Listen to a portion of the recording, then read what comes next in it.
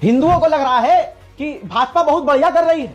दिल्ली वालों से पूछिए, बेचारों ने बटन दबाया था भाजपा का, दबा के आज बेचारे सांस नहीं ले पा रहे, सांसें तक छीन ली हैं। और अगर कंट्रोल और अगर रेखा गुप्ता जी एक स्ट्रीट लाइट लगवा देती हैं तो उसी स्ट्रीट लाइट के नीचे भाई 1000 रुपए का पोस्टर दोनों तरफ फ्रंट बैक प्रिंट करवा के टंगवाती हैं। क्या लिखा जाता है उस पर?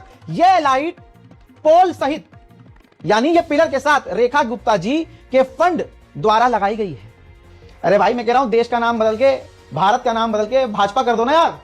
इतना ही नाम के शौकीन है, अपने नाम के शौकीन है, ये अपनों के भी नहीं है।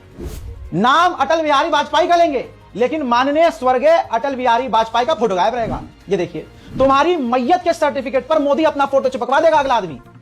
लेकिन ये देखिए, अटल कैंटीन जो खुद बनाई है भाजपा ने, जिसका उद्घाटन हुआ दिल्ली में, अटल कैंटीन और अटल बिहारी वाजपेयी के ऊपर है, लेकिन अटल बिहारी वाजपेयी का फोटो ही नहीं है, गायब। यह सबूत है कि ये तो अपनों के भी नहीं है, भले ही ये तुम्हारी मैयत के सर्टिफिकेट पर अपना फोटो चिपकवा दे। तवज्जो यहां दीजिए कि हिंदू हो तो रिहा हो जाएगा और नेता हो तो क्या कहने, मरते रहो सड़कों पर दिल्ली की जाकर, पीड़िता तड़पती रहे दिल्ली में जाकर। मजाल है तुम सुप्रीम कोर्ट हाई कोर्ट के बाहर जाकर प्रदर्शन करो, मजाल है वो दोबारा भाजपा का नेता जेल। मुसलमान हो तो डकैती की एक धारा, फर्जी धारा में 20 साल जेल में सड़ा दिया जाता है। अब आप कहेंगे भाई यार बकलौली कर रहे हो भाई, हवाई बात। तुम्हारा भाई हवा में उड़ाता है अंधभक्तों को, हवाई बातें नहीं करता। और सबूत के आधार पर अंधभक्तों ने मुझे कोर्ट इतना भेज दिया है, जज के सामने इतना भेज दिया है कि अब तो मुझे वकील की जरूरत बाद में पड़ती है, जवाब मैं खुद दे देता हूं। और अंधभक्तों ने इतना ट्रेन माशाल्लाह कर दिया है मुझे कि तमाम चीजें सबूत और आधार पर बोलता हूं। जज साहब ने सिखाया है और अंधभक्तों ने सिखाया है। ये देखिए सबूत। भाई 24 साल जेल काटने के बाद बरी हुआ मुस्लिम कैदी। हाईकोर्ट ने ट्रायल कोर्ट के फैसले को गलत बताया। आजाद खान पिछले 24 सालों से जेल में बंद थे, 24 साल। कोर्ट ने त्रुटि बताते हुए, गलती बताते हुए कहा कि अभियोजन पक्ष यानी जो सामने वाला पक्ष है वो सबूत नहीं दे पाया, वो साबित नहीं कर पाया, और इससे ये क्लियर हो गया कि ये बेगुनाह है।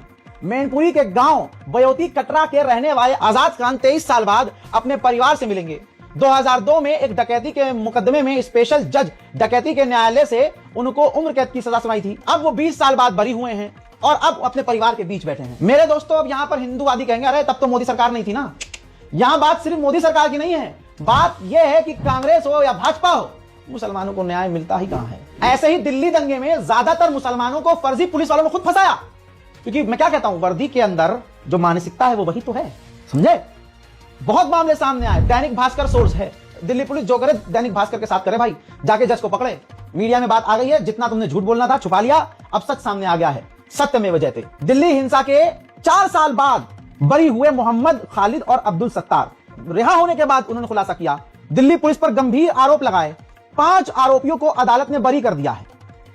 थोड़ा सा बयान सुना रहा हूं दैनिक भास्कर सोर्स से, सुनिए। 20 के दिल्ली दंगों से जुड़े अलग अलग मामलों में अब तक 200 से ज्यादा लोग बरी हो चुके हैं। दिल्ली के भजनपुरा इलाके में भी दिल्ली दंगों के दौरान काफी हिंसा हुई थी।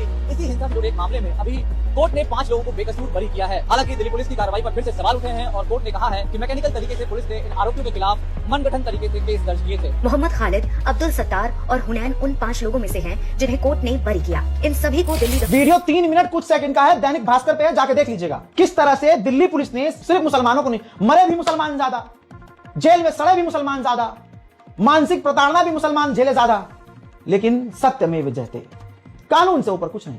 यहां पर दिक्कत होती है कि वो 4 साल उन बेगुनाहों के वापस थोड़ी आ जाएंगे। जितना मैं रोज आकर नेशनल प्राइम टाइम में पूरे भारत की चीजें बताता हूं ना, आप 10 दिन बैठ जाना गोदी मीडिया के आगे, कोई आपको यह खबर नहीं दिखाएगा।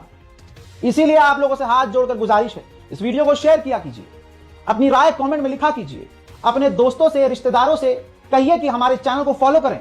जान हथेली पर लेकर अगर बोल रहा कौम का एक नौजवान है तो आपकी भी कोई जिम्मेदारी है ना, वही निभानी है। हर आदमी के पास 2 फोन है, दोनों फोन में सब्सक्राइब कीजिए। अपने दोस्त, रिश्तेदार, खानदान में हमारे इन नेशनल प्राइम टाइम को दिखाइए। इसलिए नहीं कि रजा भाई की वीडियो है, इसलिए कि जब वो देखेंगे कि मुल्क में चल क्या रहा है, हमारी लड़कियां, हमारी बहनें, हमारी माएं, हमारे बच्चे, हमारे घर के लोग जो रोज इस भीड़ में ही जाते हैं, कोई नौकरी करने जाता है, कोई मेट्रो से सफर करता है, कोई सड़क पर होता है, कोई रात के अंधेरे में घर लौट रहा होता है, कोई किसी इलाके में नौकरी कर रहा होता है, तो जब ये वो देखेंगे ना तो कम से कम सावधान होंगे, सतर्क होंगे कि भाई ये चल क्या रहा है, वरना ऐसे ही मार दिए जाएंगे।